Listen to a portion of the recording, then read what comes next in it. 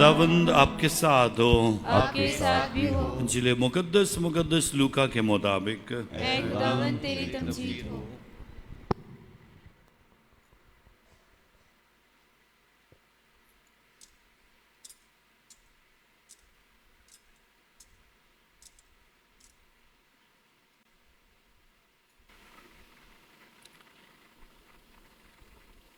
उसका 16वां बाब 19वीं आयत से।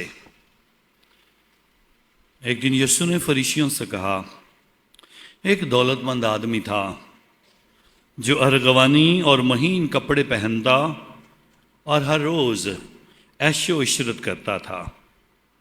और लाजर नामी नसूरों से भरा हुआ एक बेकारी उसके दरवाजे पर पड़ा हुआ था, और उसे आरजू थी कि मैं उन टुकड़ों से पेट भरूं जो उस दौलतमंद की मेज पर से गिरते हैं, बल्कि कुत्ते भी आकर उसके नासूर चाटते थे।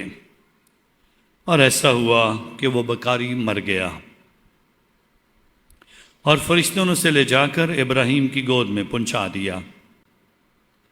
और वो दौलतमंद भी मरा और दफनाया गया। और जब उसने आलम असफल के अजाब में मुब्तला होकर अपनी आंखें उठाईं तो दूर से इब्राहिम को देखा और लाजर को उसकी गोद में। और उसने पुकार कर कहा कि ऐ बाप इब्राहिम, मुझ पर रहम कर और लाजर को भेज, ताकि वो अपनी उंगली का सिरा भगोकर मेरी जुबान ठंडी करे, क्योंकि मैं इस आग में तड़पता हूँ। पर इब्राहिम ने कहा, बेटा याद कर, तो अपनी ज़िंदगी में अच्छी चीज़ें हासिल कर चुका, और इसी तरह लाजर बुरी चीज़ें। बस अब वो तसल्ली पाता है, पर तू तड़पता है। और इन सब बातों के अलावा तुम्हारे दरमियान एक बड़ा गड़ा हायल है, ऐसा कि जो यहाँ से तुम्हारे पास जाना चाहे ना जा सकें, और ना वहाँ से यहाँ आ सकें। तब उसने कहा, पस से बाप, मैं तेरी मिन्नत करता हूँ कि तू इसे मेरे बाप के घर भेज, क्योंकि मेरे 5 भाई हैं, वो उन्हें आगाह करें, ऐसा ना हो कि वो भी इस जाए अजाब में आ पड़ें। मगर इब्राहिम ने कहा, उनके पास तो रहते मूसा और सहाफ़ी अंबिया तो हैं, उनकी सुने। उसने कहा, नहीं है बाप इब्राहिम, लेकिन अगर कोई मुर्दों में से उनके पास जाए तो वो तौबा करेंगे। मगर उसने उससे कहा कि जब वो तौरात मूसा और अंबिया की नहीं सुनते, तो अगर मुर्दों में से कोई जी उठे तो उसकी भी ना मानेंगे। अंजील पाक के वसीला से हमारी खताएं मुआफ़ की जाएं। ऐ मसीह तेरी सताइश हो। सब बैठते हैं जी।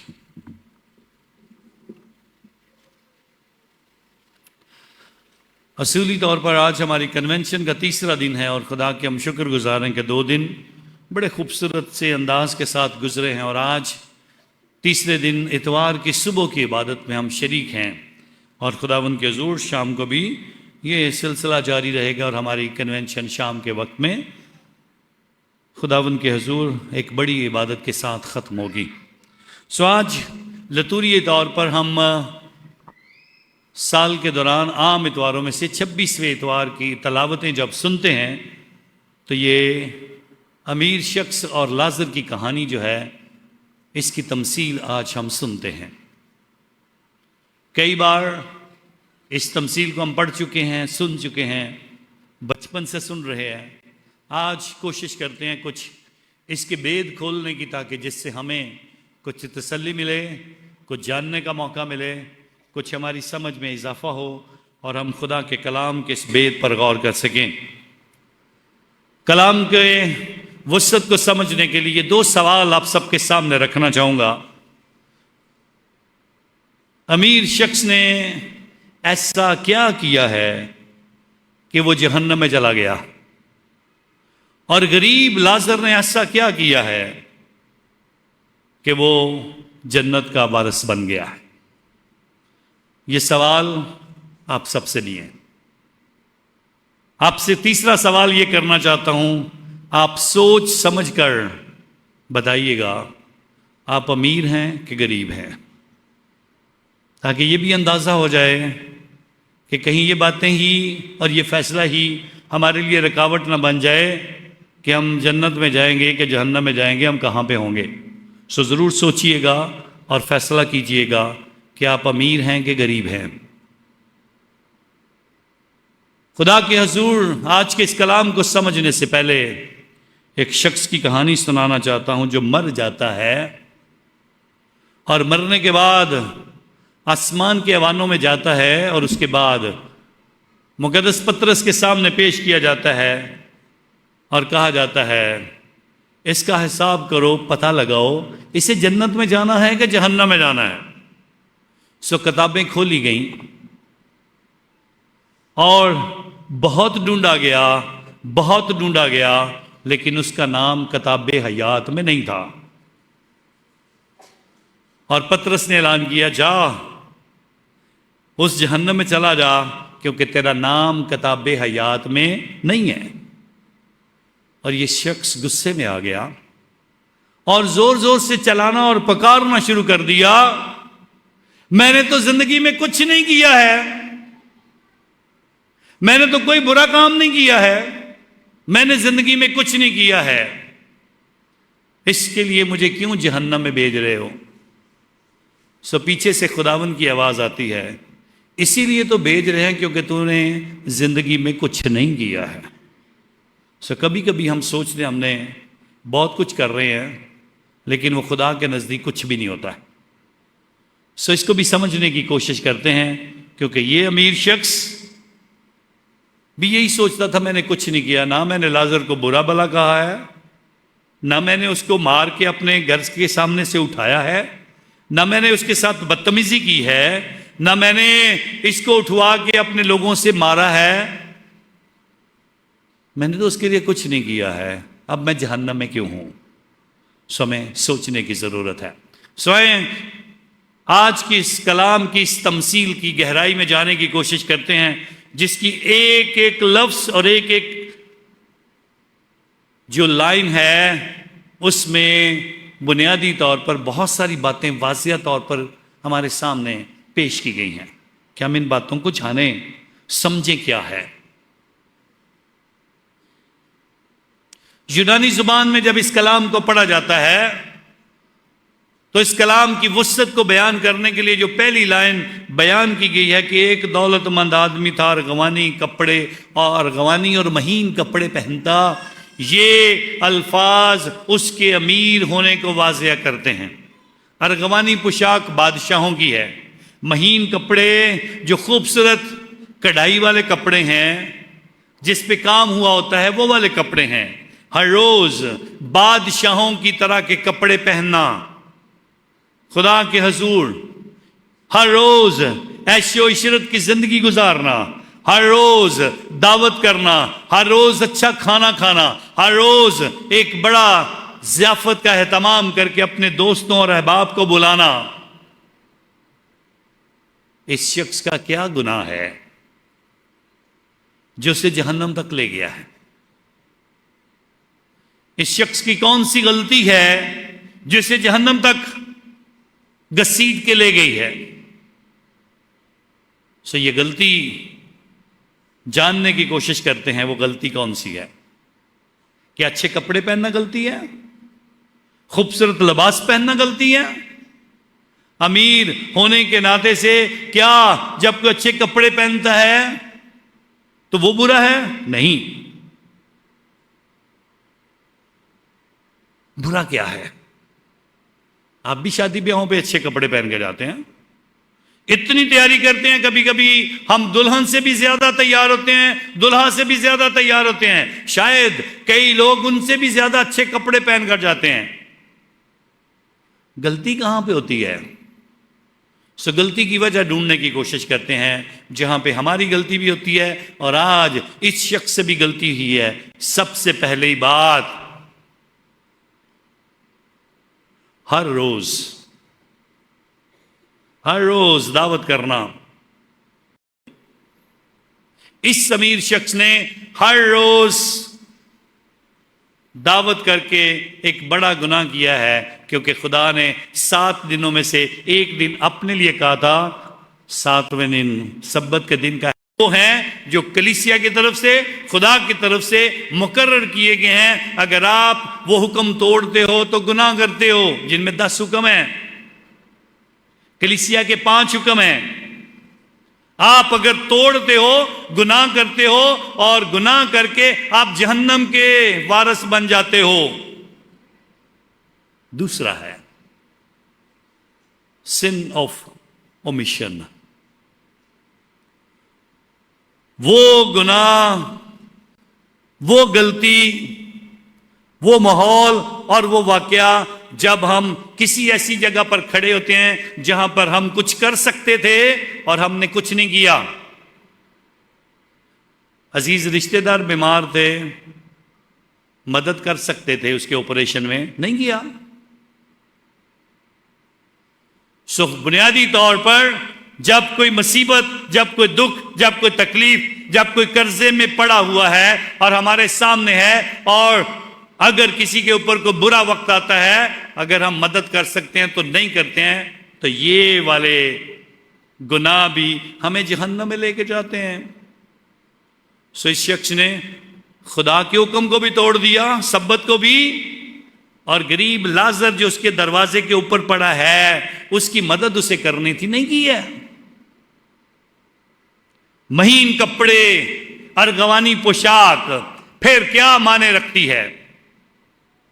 हमारे लिए अच्छे अच्छे लिबास, पेंट सूट हम पहन के जाते हैं, हम बड़े बड़े खूबसूरत कढ़ाई के कपड़े पहन कर जाते हैं।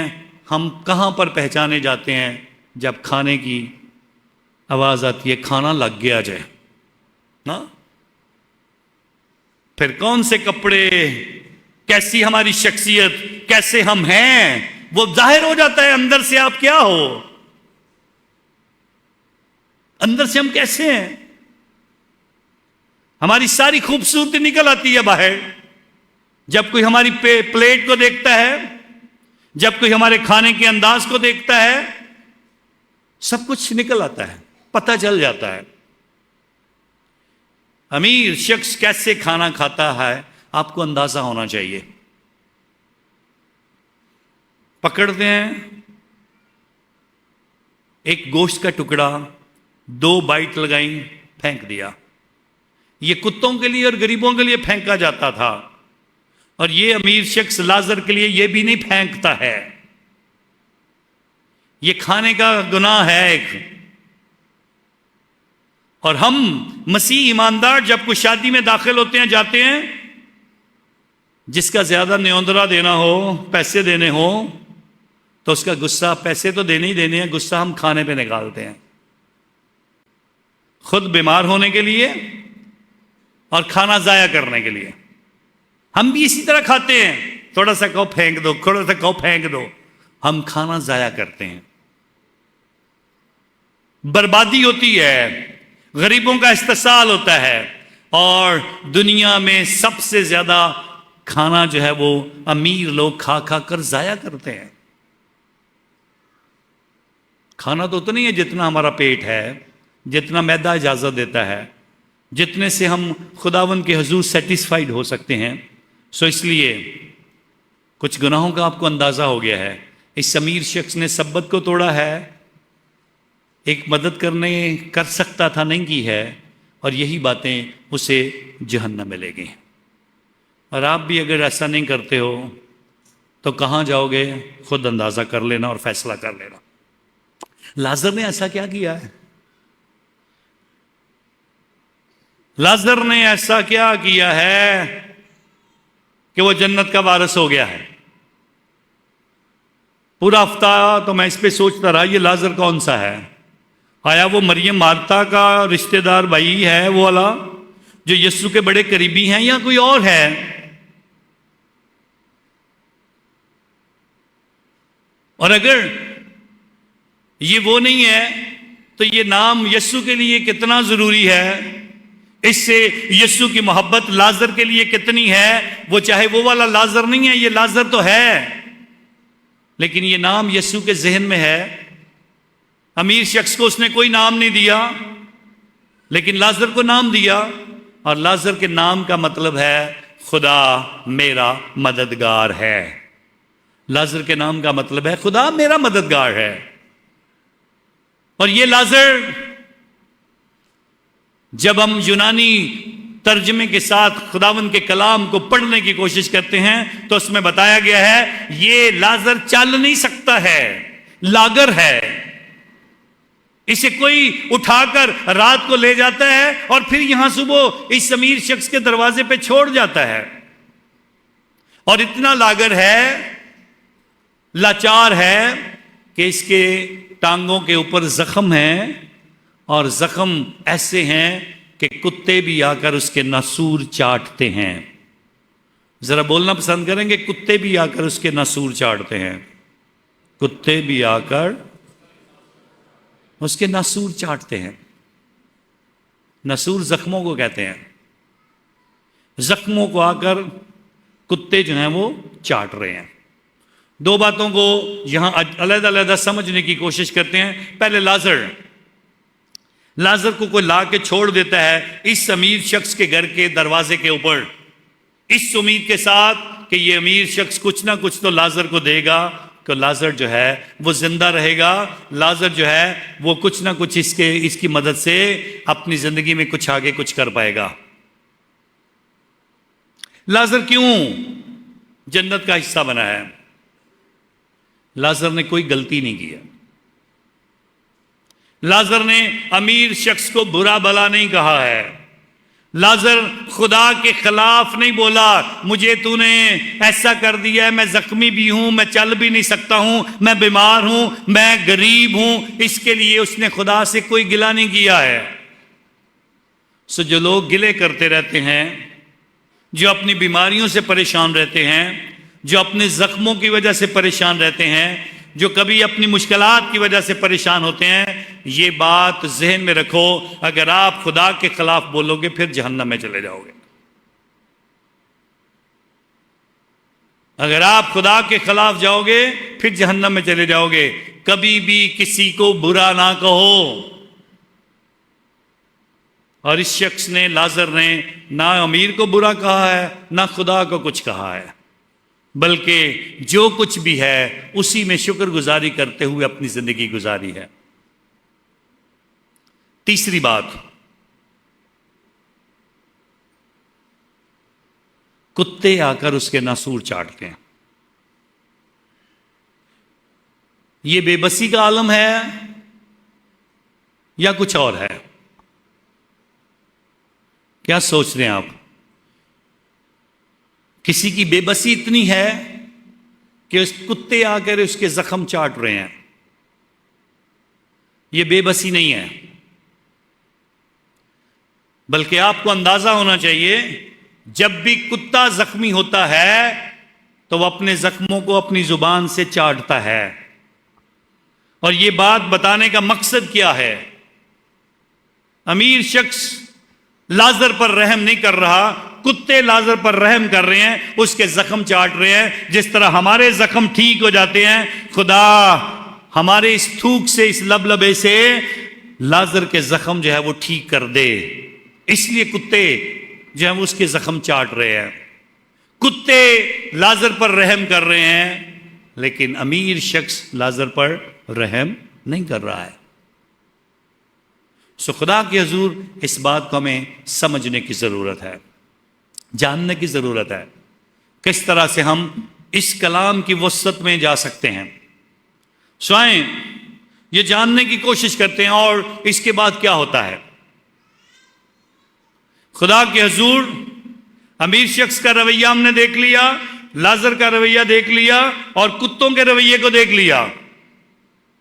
अब आप अमीर हैं कि गरीब हैं? फिर सोचें, आप अमीर हैं कि गरीब हैं? क्या बता सकता है? जो कहते हैं हम अमीर हैं, हाथ तो जरा खड़े करके बताएं। खुदा रहम करे सब पे। कोई जो कहते हैं गरीब हैं, वो भी नहीं है। क्या हो आप लोग? सो खुदा के हुजूर समझने की कोशिश करो। अमीर शख्स भी मर जाता है और गरीब लाजर भी मर जाता है कि जिंदा रहता है? ऊंची बोलें जरा, मर जाता है कि जिंदा रहता है? आप लोग मरोगे कि नहीं? हाँ, चलो शुक्र है खुदा का, ये तो आप अमान है कि हम एक दिन मरेंगे, मरना है हमें। लेकिन छोटे बच्चे को कहो जब मर जा, तो फिर उसके बदले में क्या मिलेगा आपको पता है? उसके बदले में क्या मिलेगा? लाजर भी मर गया, अमीर शख्स भी मर गया। अब मरने के बाद का जो मंजर है, ये खूबसूरत मंजर बदल जाता है। लाजर बाप इब्राहिम की गोद में और अमीर शख्स जहन्नम में, और हम पता नहीं कहां पे होंगे। अगर ना हम अमीर है ना गरीब है, हम कहां पे होंगे पता नहीं है। और अगर किसी को नहीं पता तो फिर पक्का है कि हम सारे बज़्ज़क में होंगे, जहां आग में से गुजरकर फिर फैसला होगा कि हम कहां जाएंगे। सो खुदा के हुजूर इस बात पे हमें तवज्जो करनी है।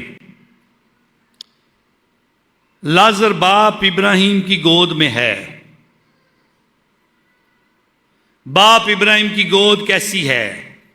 यहूदी ईमान के मुताबिक जब भी आप बाप इब्राहिम को पुकारोगे, इब्राहिम ईमानदारों का बाप होने के नाते से आपकी मदद के लिए आएगा। आप उसे पुकारोगे, वो आपकी मदद करेगा। इसीलिए जब भी दुआएं मांगी जाती हैं, कहा जाता है हमें बाप इब्राहिम की गोद में जाने का मौका मिल जाए। और आज लाजर ही वो है जिसे ये मौका मिला है, और बताया गया है ये मंजिल है हमारी जहां तक हमें पहुंचना है। अमीर शख्स आज बाप इब्राहिम को पुकारता है,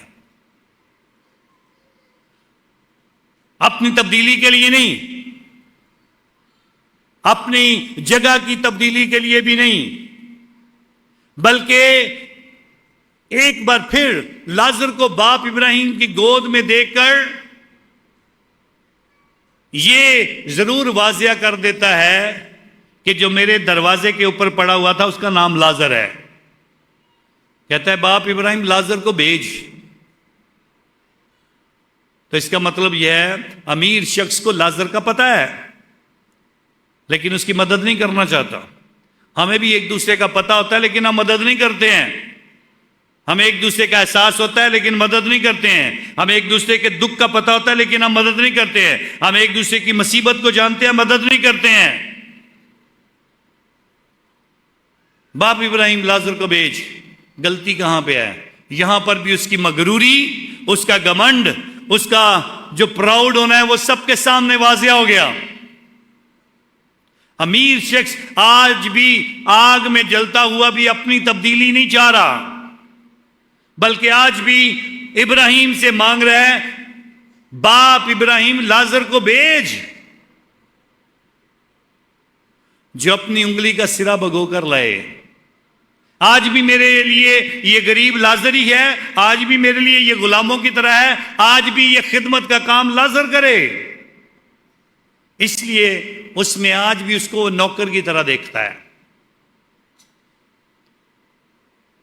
कितना को पानी ले आएगा? एक उंगली को डिबोकर ला, और लाकर कहां डालना है जी? हाँ, कहां रखना है? क्यों? क्योंकि जुबान जल रही है। सो छोटी सी बात यहां पे, छोटी सी बात, जिनको हम कहते हैं ना दी जुबाना बड़ियां लंबियां ने, इसकी जुबान बहुत लंबी है। गौर कर लो, आपकी जुबान भी आपको जहन्नम में लेके जा सकती है।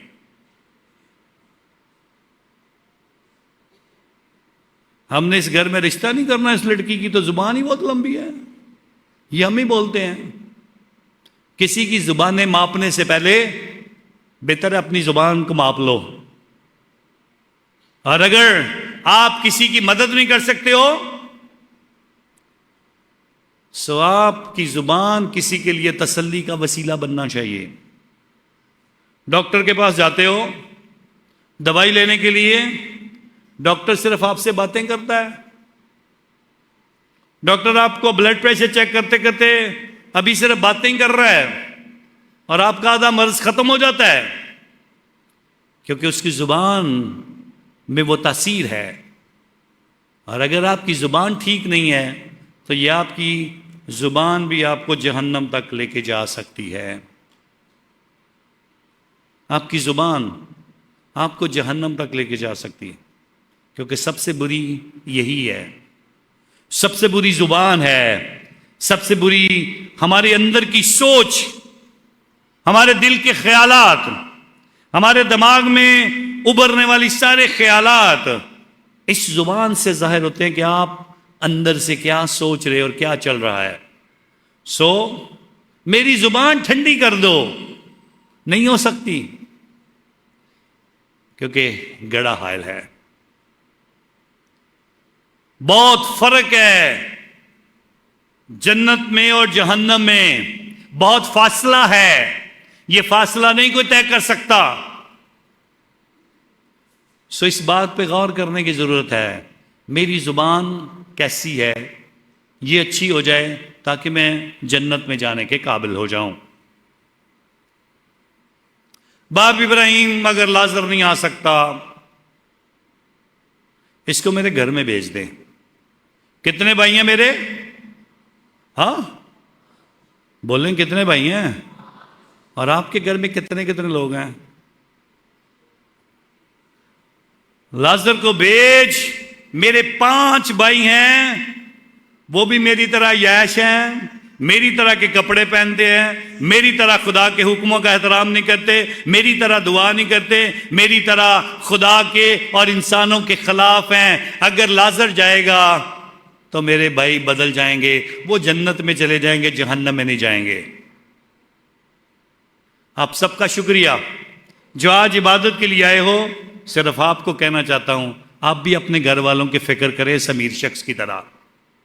आपके घर में आपके बहन भाई, आपका खामंद, आपकी बीवी, आपके बच्चे ऐसे हैं जिन्हें जन्नत में जाना है और आप उनके लिए रुकावट बने हो। आप उनके लिए ये सोचते नहीं कि उन्हें भी चर्च आना चाहिए। आप उनकी जो जिंदगी है उसके लिए कुछ नहीं सोच रहे हो। अमीर शख्स आग में जल रहा है, फिक्र अपने 5 भाइयों की है, इनको मैं बचा लूं।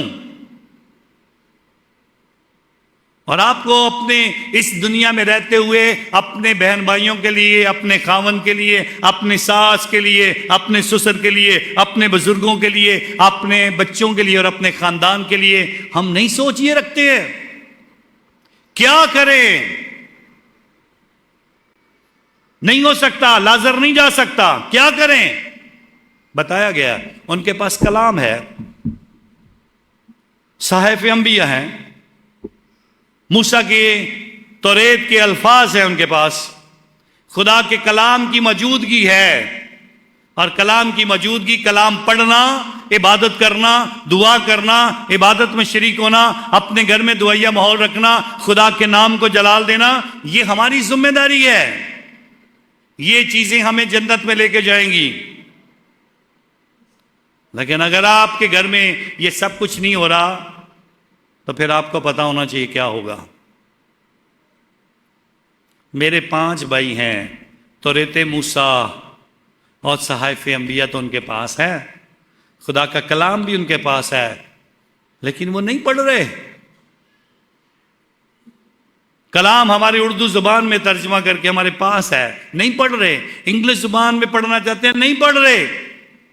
चर्च में सुनने के लिए नहीं आ रहे, इबादत उसकी नहीं कर रहे हैं। कलाम में क्या जिंदगी की बातें हम नहीं सीख रहे हैं, कलाम के हुक्म हम नहीं जान रहे हैं, तो कैसे हम जन्नत में चले जाएंगे?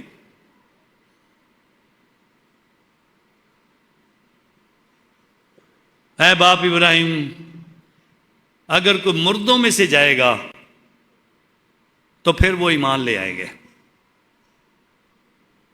सो क्या खुदा के कलाम के मुताबिक, आज की इस तमसील के मुताबिक, वो मुर्दों में से जी उठे पर भी ईमान नहीं लाएंगे? और 2025 साल पहले खुदा मुर्दों में से यीशु मसीह जिंदा हुआ, आज भी लोग नहीं ईमान ला रहे, आज भी लोग नहीं सुन रहे उसकी बातें। आज भी लोग कलाम से और ईमान से, मसीहत से और मसीह होने से इनकारी हैं। आज भी लोग खुदा के कलाम को इतनी वुसअत नहीं दे रहे अपनी जिंदगी में। यीशु मसीह मुर्दों में से जी उठा, रसूलों ने बताया, देखा, तजर्बा किया, बताया और हमारा ईमान बढ़ाया, लेकिन मुर्दों में से भी जिंदा होने का उन्होंने इसका नहीं किया। मेरे 5 भाई हैं, उनको बचा ले।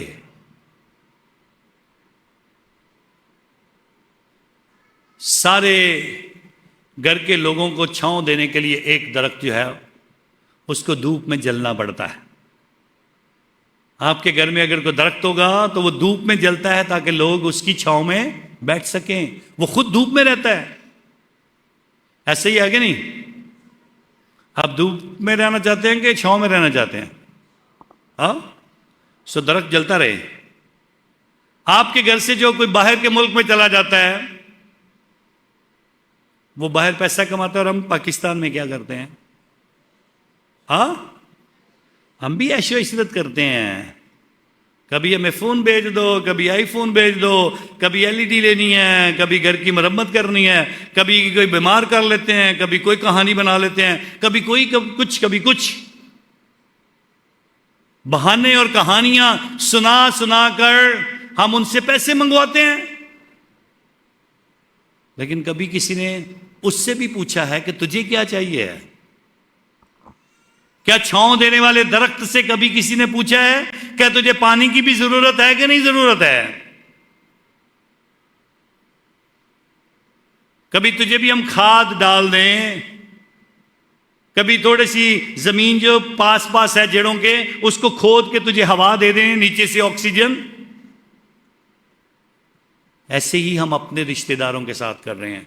जो हमारे लिए छांव का सबब है, हम उन्हीं को मारने की कोशिश में लगे हुए हैं। जलते हैं तो जलते रहें, मेहनत कर रहे हैं तो करते रहें, कमाते हैं तो कमाते रहें। हम अपनी अय्याशी करेंगे, हम मांगेंगे उनसे, कभी ये भेज दो, कभी ये भेज दो, कभी ये भेज दो। लेकिन खुदावंद जो चाहता है, अपने रवैयों पर गौर करो। रवैये हमारे कैसे हैं, और इन रवैयों पर गौर करने के बाद आप फिर एक बार सोच लेना, आप अमीर हो कि गरीब हो।